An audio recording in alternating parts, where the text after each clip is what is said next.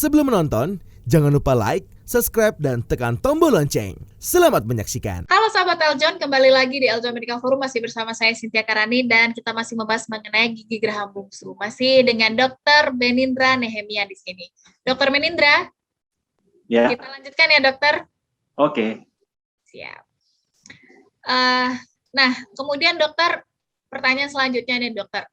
Apa dokter yang membedakan sakit gigi itu disebabkan oleh adanya pertumbuhan gigi geraham bungsu? Karena banyak juga yang tidak ngeh ya dokter bahwa gigi geraham bungsunya ini akan tumbuh tapi sakitnya ini luar biasa gitu. Apa yang membedakan sakit ini dokter? Jadi maksudnya yang membedakan sakit karena geraham bungsu sama sakit karena gigi berlubang gitu ya. Jadi sebenarnya pasti pertama yang membedakan dari posisinya ya, di mana sakitnya gitu ya.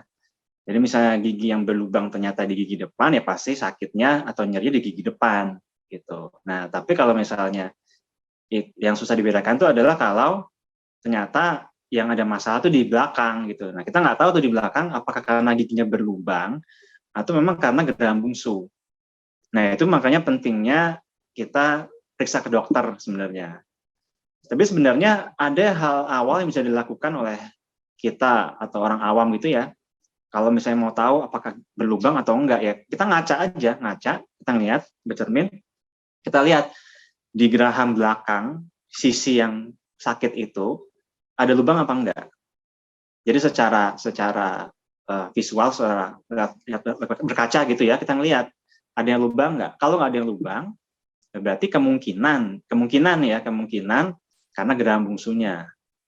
Gitu. Dilihat juga apakah di bagian belakang itu, di bagian belakang geraham kedua tuh ada muncul nggak si geraham bungsunya.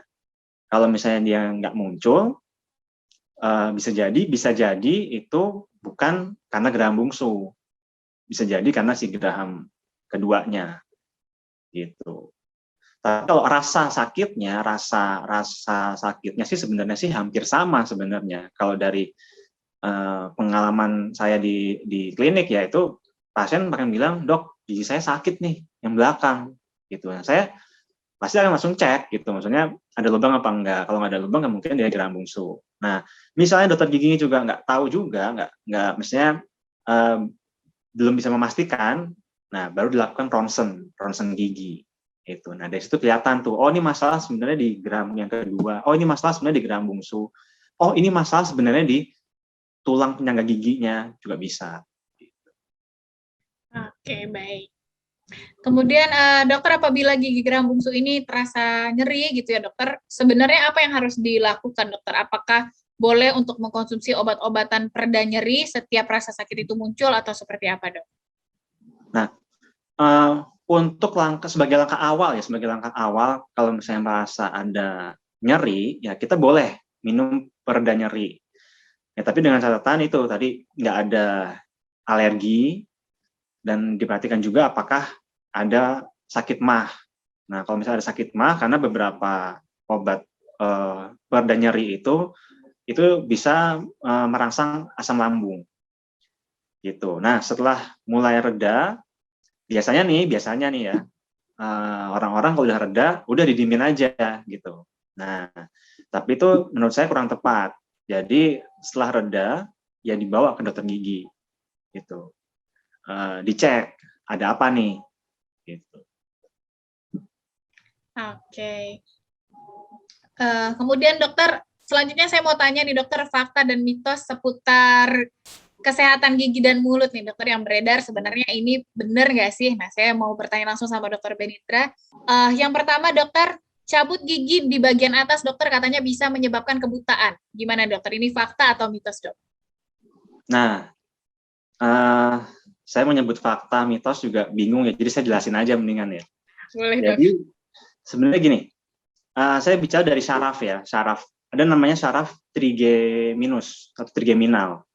Itu saraf di kepala. Itu saraf nomor 5 gitu ya. Nah, dia memiliki 3 percabangan.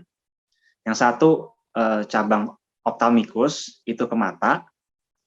Lalu cabang maxillaris itu ke rahang atas, gigi rahang atas. Lalu mandibularis itu ke rahang bawah. Nah, memang dia mata rahang atas, gigi rahang atas dan rahang bawah itu memang berasal dari satu sumber saraf. Tapi bukan berarti kalau ada masalah di gigi rahang atas atau pencabutan itu bisa menjalar langsung ke mata. Bukan seperti itu. Jadi menurut saya yang bermasalah itu adalah bukan pencabutannya, tapi kalau misalnya pencabutannya ada infeksi atau misalnya giginya ada infeksi. Nah, dari infeksi itu bisa jika meluas, pertama yang paling dekat dia akan berpengaruh ke hidung dulu, ke sinus. Nah, makin meluas lagi baru bisa berpengaruh ke mata. Gitu. Jadi sekali lagi yang bermasalah bukan pencabutannya, tapi infeksi yang terjadi di gigi rahang atas itu kalau meluas bisa mempengaruhi ke mata. Selanjutnya dokter, berkumur dengan air garam katanya dapat meredakan nyeri gigi. Nah ini memang sebetulnya banyak yang melakukan sih dokter. Ya, Gimana, dok? ya, memang saya sih belum pernah melakukan ya, tapi beberapa pasien saya memang bilang dia sakit gigi, lalu dia berkumur dengan air garam, reda sakitnya gitu ya. Tapi sekali lagi ini hanya untuk meredakan ya, bukan menyembuhkan gitu kan.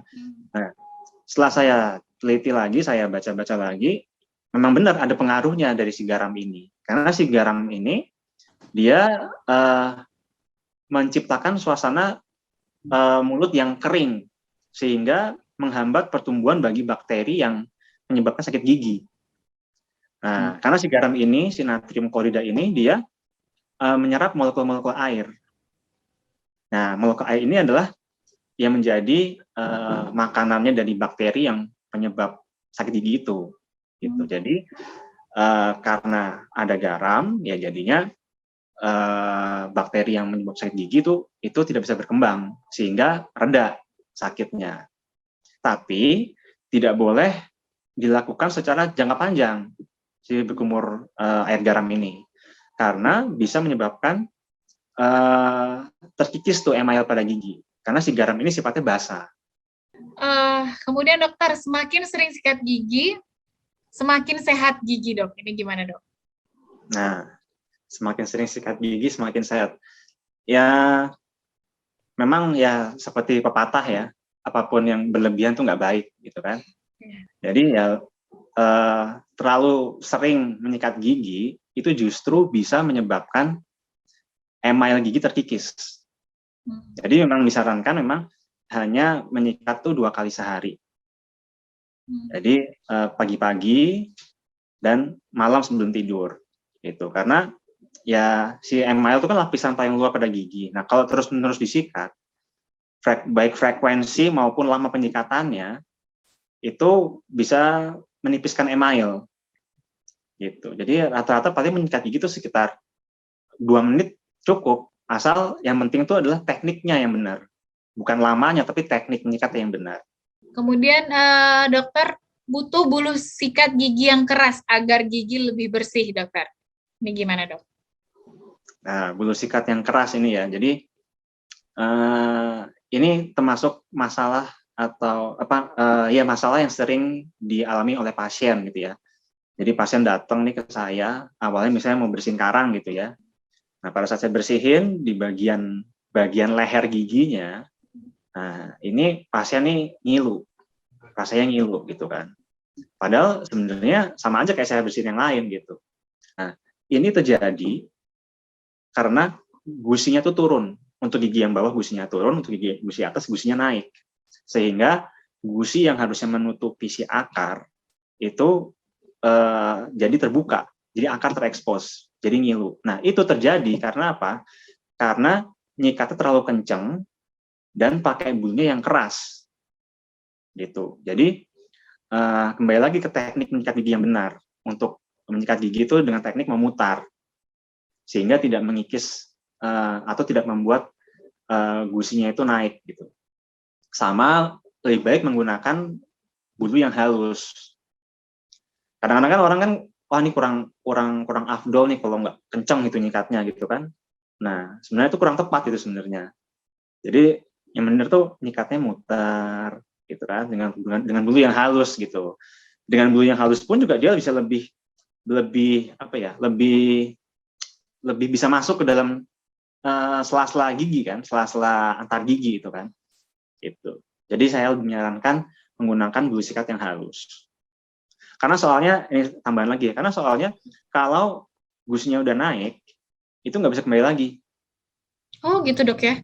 Nggak bisa balik Jadi lagi ya dok? mesti ditambal di bagian itu, di bagian akar yang terekspos itu. Kemudian dokter, calon ibu katanya dokter dilarang ke dokter gigi. Apakah ini dilarang karena tidak boleh dilakukan tindakan pada gigi atau gimana dokter ini? Ya, sebenarnya calon ibu menurut saya wajib memeriksakan giginya ke dokter gigi ya. Karena ya seperti kita ketahui kan kehamilan ini kan proses alami ya.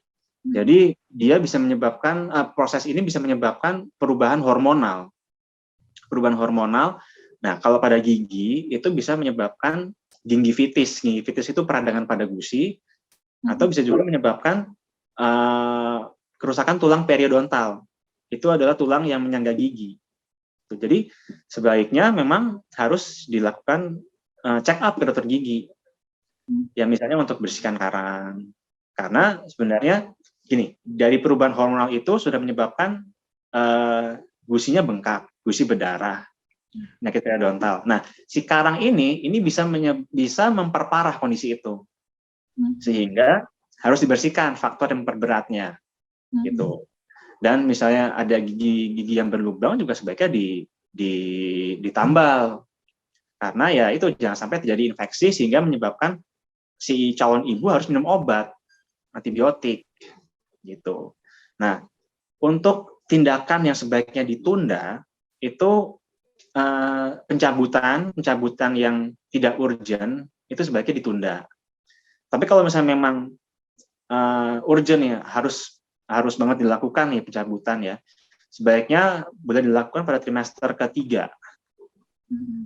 Gitu. Oke.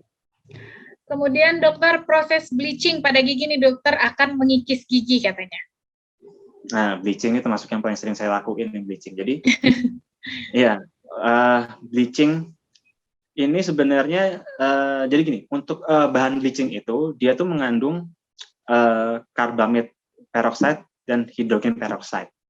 Nah, dokter gigi yang menggunakan bahan bleaching ini biasanya itu menggunakan bahan bleaching yang kandungan hidrogen peroxide itu 10% maksimum, sehingga tidak mengikis gigi. Gitu. Nah, saya pun mengikis juga tipis sekali gitu. Jadi harus cukup perhatikan kepada Anda yang mau bleaching gigi, jangan tertarik membeli bahan bleaching yang di pasaran yang nggak jelas kandungan bahannya apa. Karena kadang-kadang ada yang bilang, oh ini bisa bikin putih dalam waktu seminggu. Nah, cek dulu tuh karbamid peroxide-nya berapa persen. Nah, jadi biasanya nanti ada aturannya, misalnya untuk yang sekian persen harus berapa lama pakai bahannya. Cuman lebih baik sih saran saya ke dokter gigi ya untuk bleaching. Jadi secara ini sih sebenarnya bleaching tuh dibilang mengikis sih saya katakan tidak, tapi aneh pun ada yang terkikis itu paling sedikit sekali sih, ukurannya mikron sih. Jadi aman untuk dilakukan. Oke, baik. Terakhir dokter, tips dan trik atau terkait apa yang ingin dokter sampaikan untuk menjaga kesehatan gigi dan mulut ini, dokter, silakan. Tips dan trik ya. Jadi biasanya nih kan kita ini kalau belum sakit banget nggak akan ke dokter gigi gitu ya. Jadi saran saya sih rutin check up paling tidak 6 bulan sekali ke dokter gigi untuk kita membersihkan karang gigi, untuk check up apakah ada yang berlubang atau tidak gitu, karena kita nggak tahu selama 6 bulan atau setahun kita nggak dokter gigi ini kadang-kadang ada perubahan-perubahan tertentu atau ada habit tertentu yang bisa menyebabkan gigi ini menjadi bermasalah gitu. Jadi 6 bulan sekali itu paling nggak minimum harus check up ke dokter gigi. Gitu. Oke, baiklah. Dokter Benindra, terima kasih banyak hari ini udah mau sharing-sharing mengenai gigi geraham bungsu, dokter. Terima kasih banyak. Ya, sama-sama. Oke. Baik sahabat Eljon, itu dia tadi saya dan juga Dr. Benindra sudah membahas yang mengenai gigi gerah bungsu, kemudian juga ada fakta dan mitos yang tadi juga sudah kita ketahui. Dan yang terakhir Dr. Benindra sampaikan juga rajin ya kita cek ke dokter gigi, kemudian juga tadi rajin sikat gigi, tapi bukan berarti harus berlebihan, sehari cukup 2 kali karena tadi sudah dijelaskan ya apa saja penyebabnya, kemudian fakta dan mitos terkait gigi dan kesehatan mulut. Jadi kita sudah mendapatkan dari sumbernya langsung, jangan sampai mendapatkan informasi-informasi hoax dan dipercaya. Semoga bermanfaat dan berguna untuk kita semua sahabat Eljon. Saya Cynthia Karenda dan juga Dr. Gigi Benindra Nehemia pamit undur diri. Sampai jumpa. Si Patrick dan Tuan Krep lagi tamasya. Diklik subscribe-nya ya.